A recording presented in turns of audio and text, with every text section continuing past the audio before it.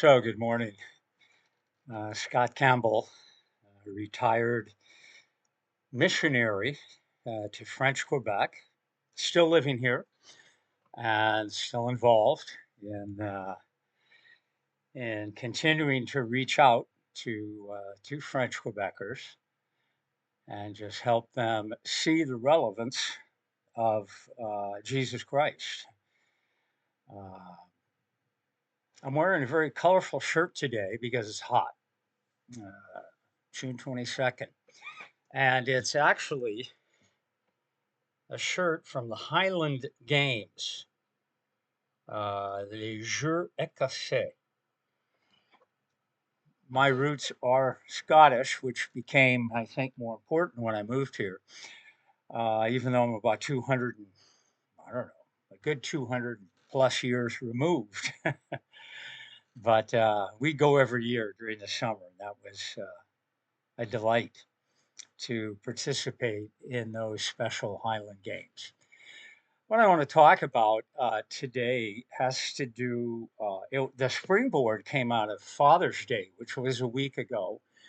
Our pastor at our French church, Assemblée, had asked me to teach on June the 15th, Father's Day, and I just felt led to back up and not only talk about fathers really, but just talk about men, men as in the masculine sex.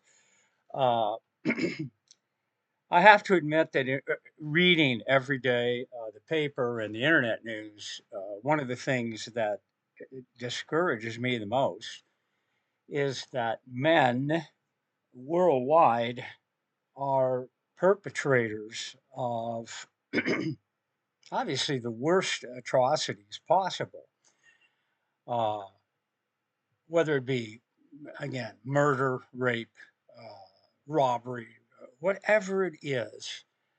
Men are way, way up there in terms of the high percentage over about regarding who's committing these atrocities and crimes. So I'm not saying women do not do some of these things. We know they do. They are fallen creatures, as are men. But men have to own up to this reality.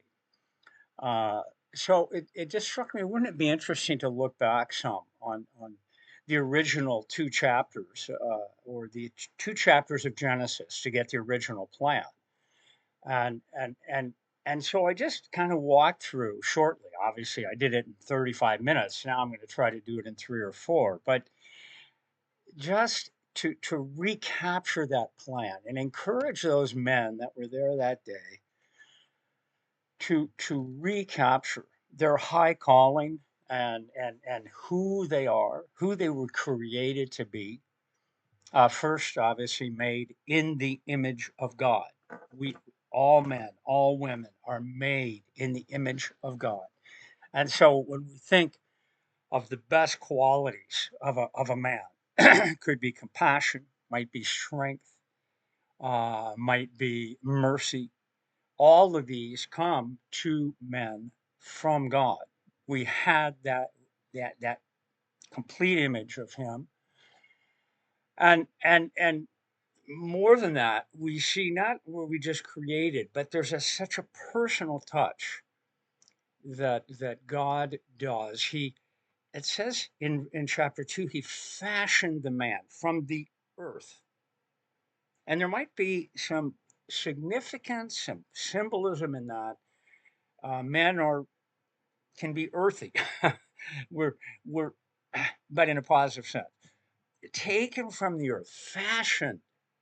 And Psalm 139, David goes even further. He says, you personally fashioned me. Each one of us personally fashioned by God. And he takes that man that he has made and he places him in a garden. So man was created before the garden existed.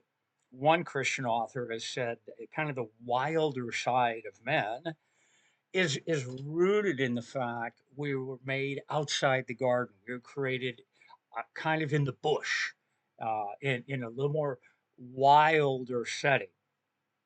Again, that's a thought. But what's clear is the man is placed in the garden to work it and to protect it.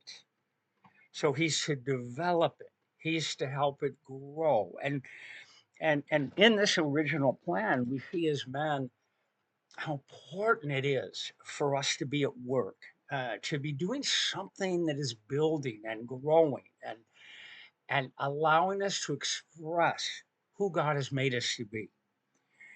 And as I said, he was also made to protect the garden. The great disappointment in this is that chapter 3 of Genesis, we see that the man, in fact, does not protect the garden from the attack of Satan and from the deception of Satan. He doesn't protect it. Anyway, let's back up again to chapter 2 because we're talking about the original plan. So here is this man working in communication, in relationship with God. It seems like everything we used to say the term hunky dory. Everything's going well, right? Everything is kind of like perfect. But no, no. Relationship with God, having a job that means something that he's working on. What do we find? We find God says it is not good for man to be alone. Wait a second, wait a second. I mean, I've met people many times in the past who kind of said, "Hey, it's just me and God, me and Jesus. That's enough. That's enough. I don't." But here we're seeing a principle and a reality that it takes other people in our lives. It's not good for the man to be alone. And God says, I'm going to make him a helper totally fit for him. This is going to be a perfect fit. Remember, we're talking Genesis 2. Okay, I'm not talking my marriage, or your relationship with X or Y, because we're in a fallen world now. But then it was a perfect fit. The two complemented each other, the two worked together. It was a partnership. That's what Genesis 1 said. He said, procreate, spread my image, God said, and govern the world. He said that to both the man and the woman. So here we see this joining and the importance of relationship.